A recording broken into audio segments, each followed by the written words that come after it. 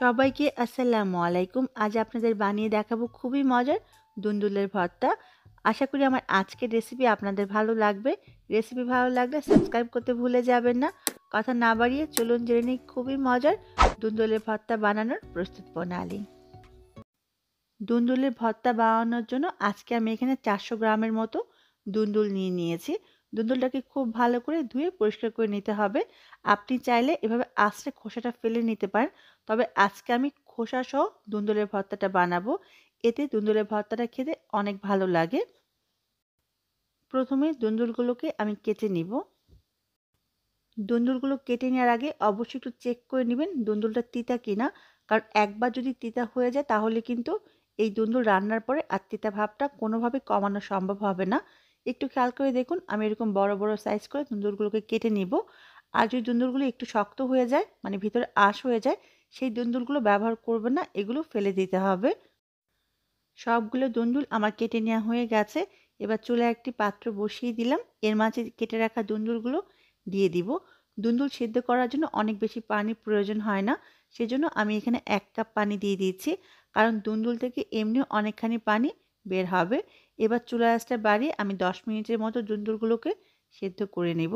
ফিরে আসবো 10 মিনিট পরে। ফিরে এলাম 10 মিনিট পরে। দেখুন দুন্দুল থেকে অনেকখানি পানি বের হয়েছে আর দুন্দুলগুলো খুব ভালো করে সেদ্ধ হয়ে গেছে। এবার আমি চুলা থেকে নামিয়ে নিব। নামিয়ে পানিটা ছেঁকে ফেলে দিব এবং দুন্দুলটা ঠান্ডা হওয়ার পরে আমি ব্লেন্ডারে ব্লেন্ড করে নিব। আপনি চাইলে পাটায়ও বেটে নিতে পারেন। দুন্দুলগুলোকে আমি ব্লেন্ডারে ব্লেন্ড করে নিয়েছি।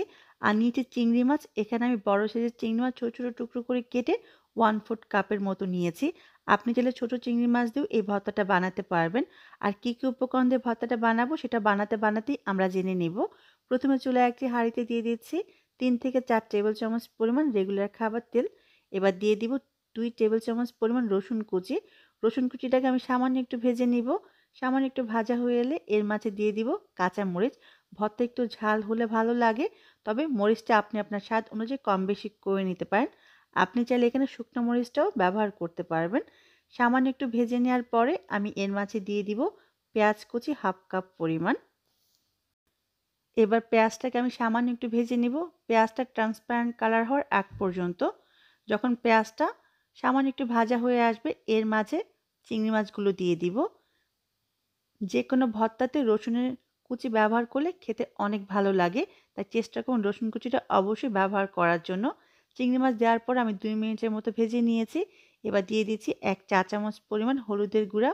এবার দিয়ে দিব 1 চা চামচ পরিমাণ লাল মরিচের গুঁড়া, তবে ঝালটা আপনি আপনার স্বাদ অনুযায়ী কম বেশি করে নিতে পারেন। দিয়ে দিব স্বাদ অনুযায়ী লবণ। যেহেতু ভর্তা বানাবো সেজন্য এখানে কোনো রকম ধনে গুঁড়া বা জিরা গুঁড়া ব্যবহার করব না এবং কোনো রকম পানিও ব্যবহার করব না। অল্প আঁচে আমি 2 থেকে 3 মিনিটের মতো চিংড়ি মাছগুলোকে ভেজে নিব। অল্প আঁচে 2 থেকে 3 মিনিটের মতো চিংড়ি মাছগুলো ভেজে নেওয়ার পরে এর মাঝে বেটে রাখা দুন্দুলগুলো দিয়ে দিলাম। দুন্দুলগুলো দেওয়ার পরে চুলার আঁচটা বাড়িয়ে আমি দুন্দুলটাকে খুব ভালো করে কষিয়ে নিব। দুন্দুলের গায়ে যে পানি পানি ভাবটা আছে এই পানি পানি ভাবটা সম্পূর্ণ শুকিয়ে যাওয়া পর্যন্ত আমি দুন্দুলগুলোকে কষিয়ে নিব। অনবরত নেড়ে নিতে হবে এবং খেয়াল রাখতে হবে কোনোভাবে যাতে নিচে লেগে না যায়। খুব ভালো করে দুন্দুলগুলোকে আমি কষিয়ে নিয়েছি। দেখুন পানি পানি ভাবটা একেবারে চলে গেছে।